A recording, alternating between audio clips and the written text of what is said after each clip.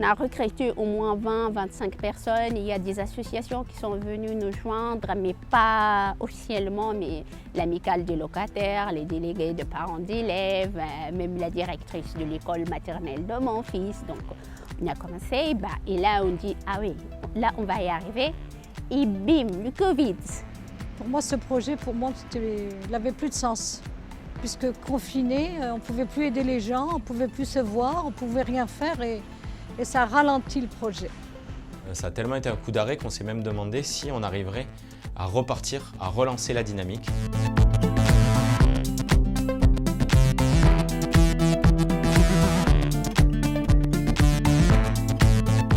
Avec le Covid, on s'est éloigné. Chacun, on a d'autres soucis, on va dire, on a d'autres problèmes, on s'éloigne du projet petit à petit. Il n'y a plus de conversation intentionnelle, il n'y a plus de gens qui se voient. Le plus dur dans ce travail d'organisation, c'est la temporalité. Parce que on vit toutes et tous dans ce que j'appelle la tyrannie de l'urgence. C'est-à-dire qu'on a besoin d'avoir un résultat très rapidement, parce que sinon on a l'impression que ce qu'on fait n'a pas de sens. Et cette tyrannie de l'urgence, elle est double dans le quartier parce que les problèmes sont urgents. C'est des questions qu'on se pose beaucoup aussi au Secours catholique parce qu'on a un peu l'habitude de travailler avec des personnes qui sont à la rue, qui n'ont pas d'hébergement, où il pourrait y avoir sentiment d'urgence. Et en fait, on voit qu'à un moment, on n'arrive pas à produire du plaidoyer, de la stratégie, si à chaque fois on est dans cette optique de trouver des solutions de bric et de broc. Par rapport aux situations. Il y a un vrai enjeu de dire on sort de la temporalité courte et on rentre dans la temporalité longue. Et le problème, quand se déclenche quelque chose comme le Covid, c'est que la temporalité longue, elle devient mortifère. Jean-Michel et Nicolas et moi, on a essayé de rester en contact, essayé de faire des réunions, comment on peut gérer ça. On a essayé de faire des réunions en visio avec le groupe moteur, mais ça n'a pas marché parce qu'ils ne sont pas tous à l'aise avec l'Internet et ils sont pas... En même temps, ils ne pensent pas au projet en ce moment, ils pensent à leur santé, comment sortir, les crises, les trucs. Donc c'était une période très très dure, le Covid. On a beaucoup perdu parce qu'on avait créé un vrai effet d'entraînement avant que le Covid arrive. Et il a fallu sortir les rames et reprendre de zéro presque parce que les énergies s'étaient dissipées, parce que le Covid avait rajouté dans la vie de chacune et chacun encore plus de complications et donc la possibilité de s'engager, de donner son temps était encore plus petite. Et ça a été la galère, il n'y a pas d'autre mot. Ouais. Arrivé à certains moments, j'ai dit non, c'est fini ce projet.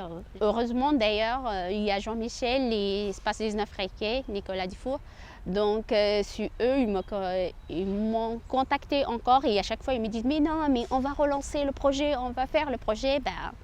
J'ai dit oui, allez, on va faire le projet. C'était une petite réunion entre nous trois en visio et après petit à petit on a mis des étapes et des étapes et des objectifs à définir. Ça me fait un peu de l'espoir et j'ai dit, oui, on peut y arriver. En fait, j'ai vu la volonté de Jean-Michel, de Nicolas, de la personne Aquila qui a été avec moi dès le début. Elle m'a dit, mais oui, Radia, on va y arriver. Quand Espace 19, pendant le Covid, ils ont un petit peu appelé tout le monde, ça m'a un peu réveillée en disant, bon, peut-être qu'il y a encore la vie. Je me souviens, Nicolas m'avait appelé, et puis il y avait des copines qui m'ont appelé, moi j'ai appelé des copines. Donc il y avait quand même ce lien qui n'était pas encore coupé.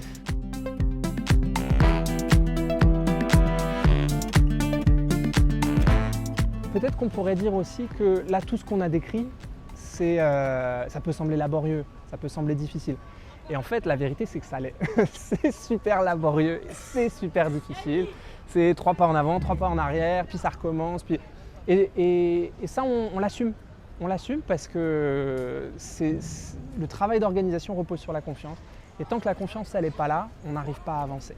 Et c'est comme une boule de neige qui a du mal à se construire au fur et à mesure en dévalant la pente et qui petit à petit devient de plus en plus grosse. Il faut croire que cette période de confinement, ça a été aussi révélateur pour beaucoup de gens sur le besoin de liens humains, le besoin de liens sociaux, le besoin de solidarité et aussi une certaine prise de conscience de est-ce qu'on veut repartir sur le même monde qu'on a connu? Est-ce que ce n'est pas l'occasion de repartir sur de nouvelles bases. Enfin, ce contexte sanitaire-là, il a au moins permis qu'on se dise qu'il faut des espaces comme ça où on peut se retrouver ensemble.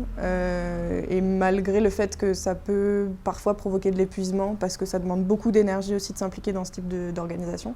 Voilà, se dire que ces espaces ils sont nécessaires pour se retrouver et faire les choses ensemble, je pense que c'était vraiment très intéressant ce qui est ressorti de ce moment-là. Et c'est comme un cordon ombilical, c'est grâce un petit peu à ce fil qui a fait qu'on a redémarré.